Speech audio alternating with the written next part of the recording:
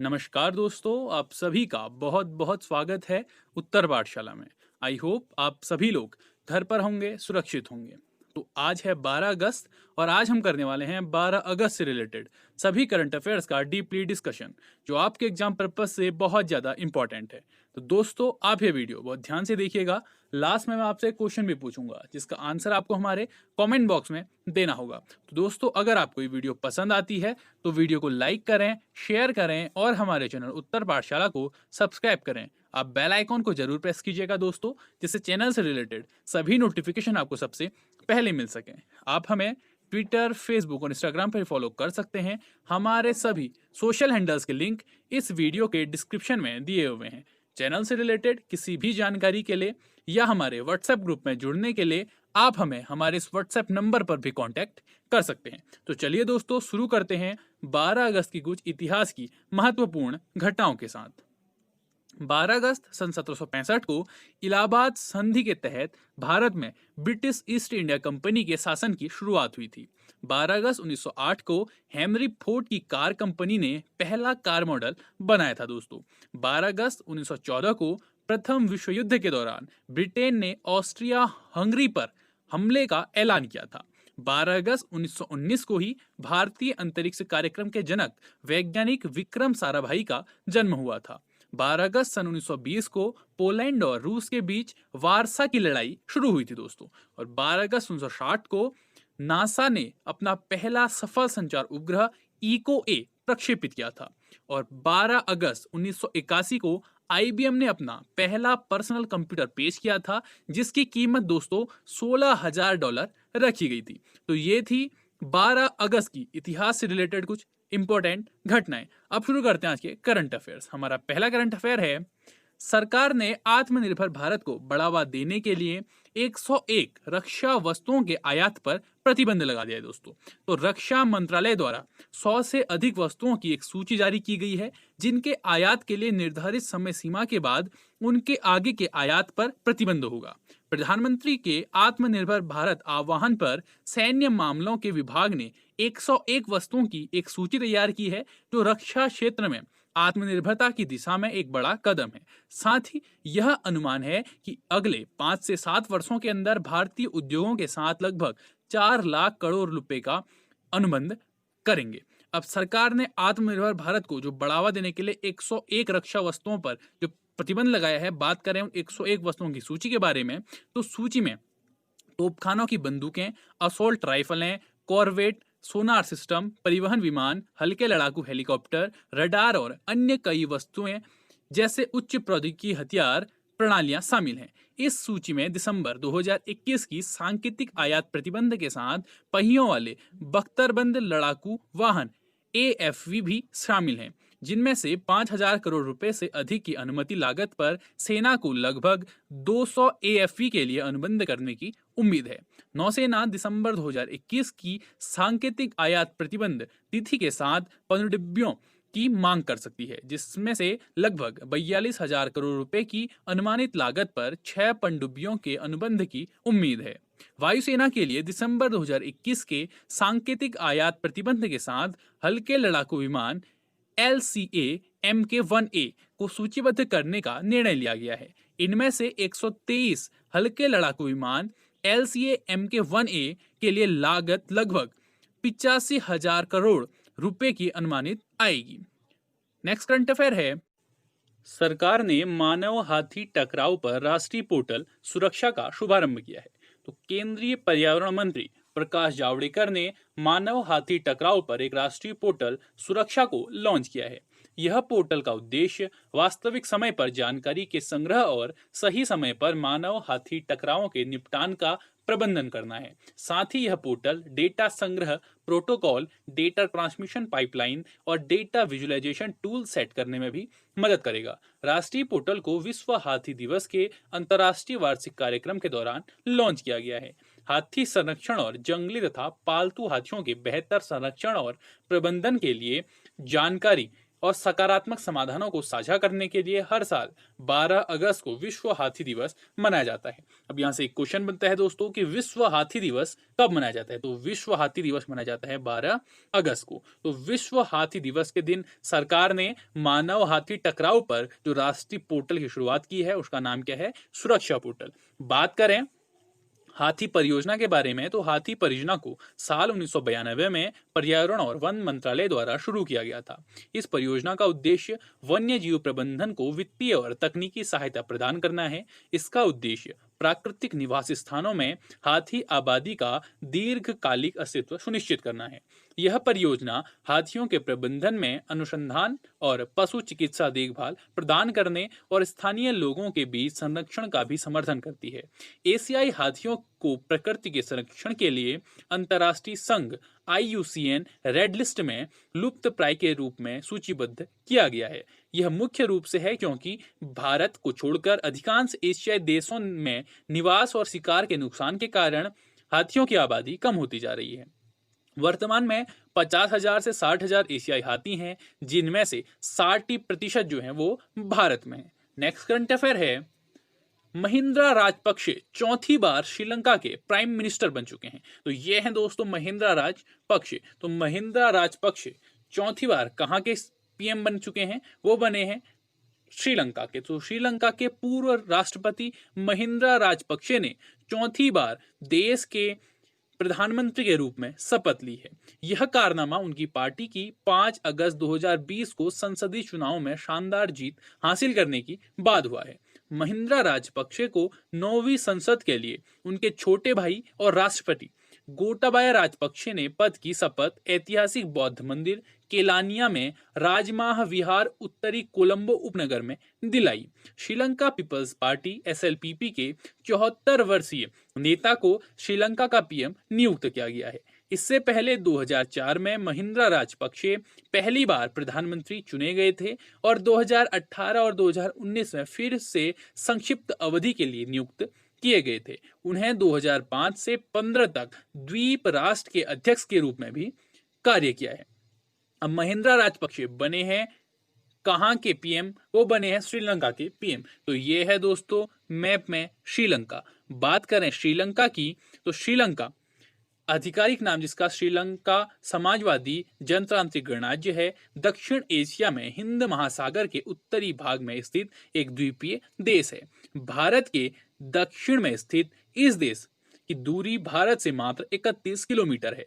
1972 तक इसका नाम सीलोन था, जिसे 1972 में बदलकर लंका तथा 1978 में इसके आगे सम्मान सूचक शब्द श्री जोड़कर श्रीलंका कर दिया गया। श्रीलंका का सबसे बड़ा नगर कोलंबो समुद्री परिवहन की दृष्टि से एक महत्वपूर्ण बंदरगाह है। यह है दोस्तों श्रीलंका का ध्वज और यह है वहां का कुल चिन्ह।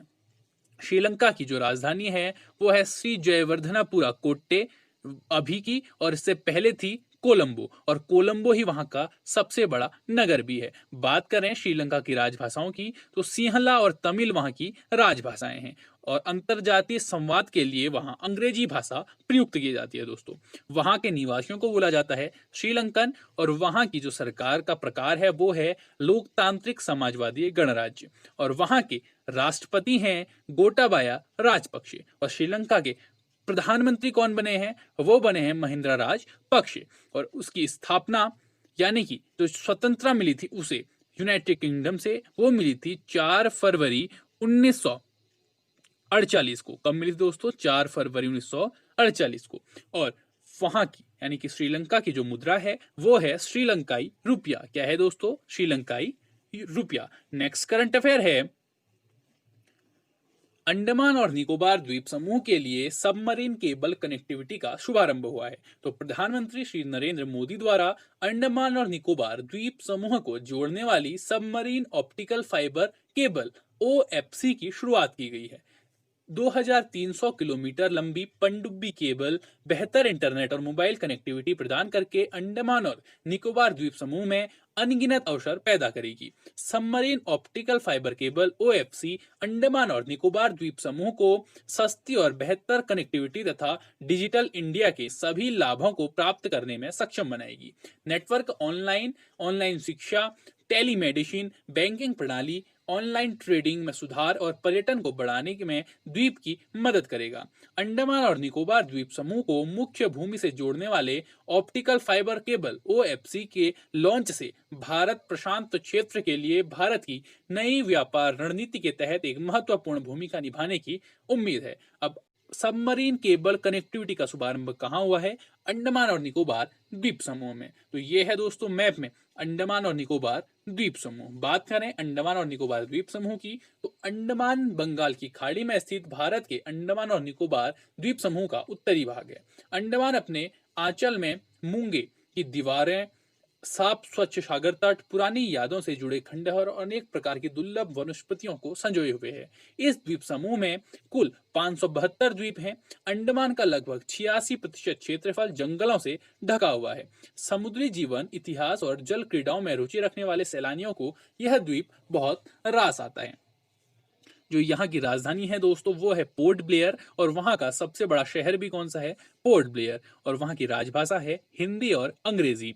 और इसका गठन हुआ था दोस्तों 1 नवंबर 1956 को। और वहाँ के उपराज्यपाल हैं एडमिरल देवेंद्र कुमार जोशी। कौन है दोस्तों? एडमिरल देवेंद्र कुमार जोशी। और लोकसभा के लिए वहां से एक सीट है। और वहां का जो उच्च न्यायालय है वो है कलकत्ता उच्च न्यायालय। नेक्स्ट करंट अफेयर है, DIAL ने अंतर्राष्ट्रीय यात्रियों के लिए ऑनलाइन एयर सुविधा पोर्टल विकसित किया है। तो Delhi international airport limited DIAL ने भारत बाध्य अंतर्राष्ट्रीय यात्रियों के लिए एयर सुविधा नामक एक नया वेब पोर्टल विकसित किया है। इस ऑनलाइन पोर्टल को विभिन्न राज्य सरकारों, नागरिक उड्डयन मंत्रालय, स्वास्थ्य और परिवार कल्याण मंत्रालय और विदेश मंत्रालय ने मिलकर विकसित किया है।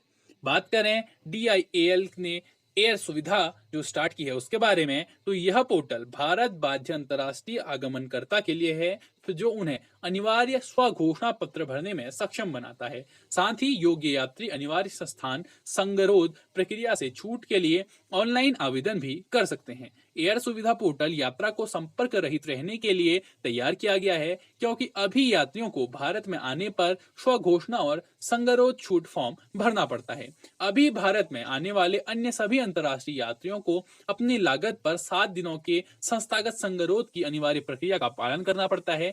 इसके बाद 7 दिन तक घर में संगरोध रहना पड़ता है। नेक्स्ट करंट अफेयर है, विश्व जैव ईंधन दिवस मनाया गया है दोस्तों 10 अगस्त को। तो 10 अगस्त को कौन सा दिवस मनाया गया है? विश्व जैव ईंधन दिवस। तो पेट्रोलियम और प्राकृतिक गैस मंत्रालय द्वारा हर साल 10 अगस्त को वर्ल्ड बायोफ्यूल डे यानी विश्व जैव ईंधन दिवस के रूप में मनाया जाता है। मंत्रालय ने इस अवसर पर जैव ईंधन की ओर आत्मनिर्भर भारत के विषय पर एक वेबिनार का आयोजन किया। विश्व जैव ईंधन दिवस को पारंपरिक जीवाश्म ईंधन के विकल्प के रूप में गैर जीवाश्म ईंधन के महत्व के बारे में जागरूक करने के लिए हर साल मनाया जाता है। साथ ही यह दिन जैव ईंधन क्षेत्र में सरकार द्वारा किए गए विभिन्न प्रयासों को उजागर करने के लिए भी मनाया जाता है। नेक्स्ट करंट अफेयर है, बांग्लादेश भारतीय सैनिकों के लिए युद्ध स्मारक का निर्माण करेगा। तो जो बांग्लादेश है उसने भारतीय सैनिकों के सम्मान में एक स्मारक बनाने का निर्णय लिया है। बांग्लादेश इस स्मारक को पाकिस्तान से स्वतंत्रता के संघर्ष के दौरान 1971 में शहीद हुए भारतीय सैनिकों की याद में स्थापित करेगा। यह घोषणा बांग्लादेश युद्ध मुक्ति मंत्री मोज्जल हक ने की है।